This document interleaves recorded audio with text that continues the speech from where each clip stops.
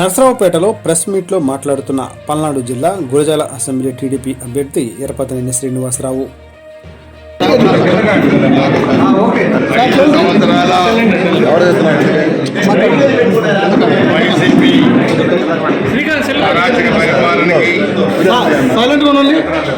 ఒక ఫ్యాక్షనిస్టు, ఒక సైకో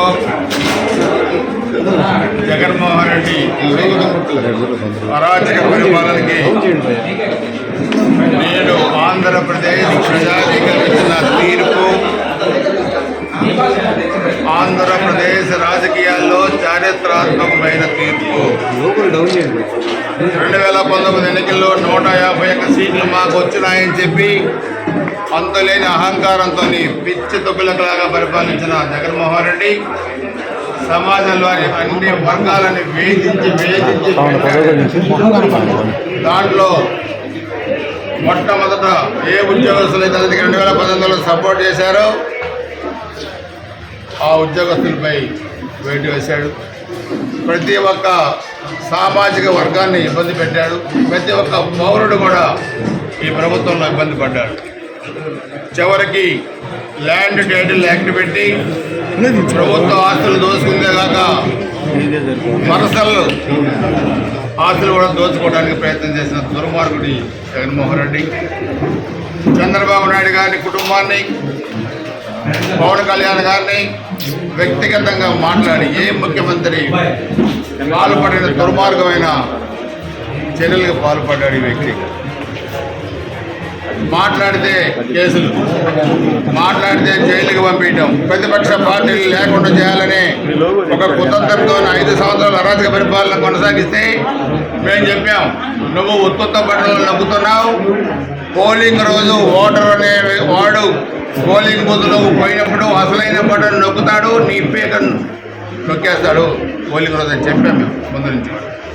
అదే జరిగింది. ఈరోజు ఆంధ్రప్రదేశ్ రాష్ట్ర రాజకీయాల్లో 155 సీట్ల కూటమికి ఈరోజు వచ్చాయంటే ఇది తిరుగులేని విజయం, ప్రజా విజయం.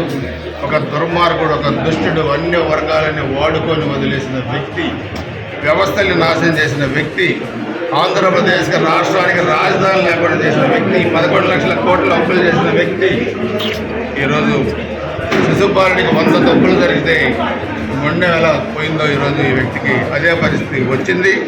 ప్రజాస్వామ్యం గెలిచింది. ఈ రోజు నుంచి రాష్ట్రంలో అంబేద్కర్ గారి రాజ్యాంగం అమలైంది. వాళ్ళ తాత రాజారెడ్డి రాజ్యాంగం నిషేధింపబడింది. గుర్తుపెట్టుకోవాలి. వ్యవస్థలు నాశనం చేస్తే ప్రకృతి అనేది ఒకటి ఉంటుంది. ఆ బలి తీసుకున్న సంగతి కూడా గుర్తుపెట్టుకోవాల్సిన అవసరం ఉంది. ఈరోజు చంద్రబాబు నాయుడు గారు, పవన్ కళ్యాణ్ గారు ఈ అరాచక ప్రభుత్వాన్ని గెంచడానికి చేతులు కలిపి ఈరోజు విజయం సాధించారు. 14 సంవత్సరాలు ముఖ్యమంత్రిగా పనిచేసి జాతీయ రాజకీయాల్లో కీలక భూమి పోషించిన చంద్రబాబు నాయుడు గారు ఏ తప్పు లేకుండా, కనీసం విట్నెస్ కూడా సాక్ష్యం లేకుండా 53 రోజులు జైల్లో పెట్టడం జరిగింది. దానికి ఈరోజు ప్రతిఫలం అనుభవించాడు జగన్మోహన్ రెడ్డి అని చెప్పుకొని స్పష్టంగా తెలియజేస్తా ఉన్నాం. మేము చెప్పాం, తప్పు లేకుండా అంతటి పెద్ద మనిషిని నువ్వు పెట్టావు. ఏ బ్యారెక్లో, ఏ రూమ్లో చంద్రబాబు నాయుడు గారిని పెట్టావో నిన్ను అదే రూమ్లో పెడతామని చెప్పి నేను గత 3 నెలల క్రితం, 2 నెలల క్రితం చెప్పాను. నేను రేపు అదే జరుగుద్ది.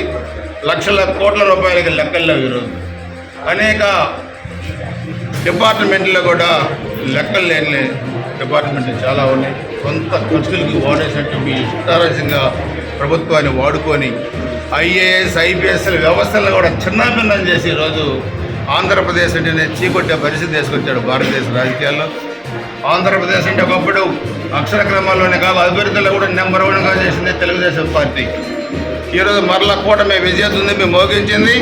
మరలా 20 సంవత్సరాలు తిరుగులేని విజయం కూటమి సాధిస్తుంది. ఆంధ్రప్రదేశ్లో అన్ని వర్గాల సంక్షేమాన్ని దృష్టిలో పెట్టుకొని మా ప్రభుత్వం పనిచేస్తుంది. బడుగు బలహీన వర్గాల సంక్షేమం, రైతుల సంక్షేమం, ఉద్యోగస్తుల సంక్షేమం, అందరినీ కూడా మీడియా గొంతు కూడా నొక్కేసింది జగన్మోహన్ రెడ్డి ప్రభుత్వం. మాట్లాడితే తప్పుడు కేసులు పెట్టారు, మీడియాను కూడా జైల్లో పెట్టారు. కొంతమంది రాజ్యం వేయలేరు మీడియాలో కూడా. అన్నీ కూడా గుర్తుపెట్టుకుంటాం, అన్నీ కూడా చట్ట ప్రకారం చర్యలు తీసుకుంటాం. అంతా గుర్తుపెట్టుకోవాలి. ఈ జగన్మోహన్ రెడ్డి అంటే కంపెనీ ఈరోజు పారిపోకుండా చూడాల్సిన బాధ్యత కూడా మా ప్రభుత్వం మీద ఉంది. తప్పకుండా చట్ట ప్రకారం శిక్షించే దానికి ఈరోజు మాకు అధికారం ఇచ్చారు ఆంధ్రప్రదేశ్ ప్రజానీకం. వాళ్ళకి మేము శిరస వంచి వాళ్ళకి పాదాభివందనం చేస్తున్నాం. ఆంధ్రప్రదేశ్ ప్రజానీకానికి ఇందరికి గౌరవప్రదమైన తీర్పు మాకు ఇస్తామని చెప్పి కూడా మేము తెలియజేసుకుంటూ, ఇది మాకు గురుతరమైన బాధ్యత. మా భుజాలపై ఈరోజు 5 కోట్ల ఆంధ్రప్రదేశ్ ప్రజానికి ఒక బాధ్యతను ఇచ్చారు.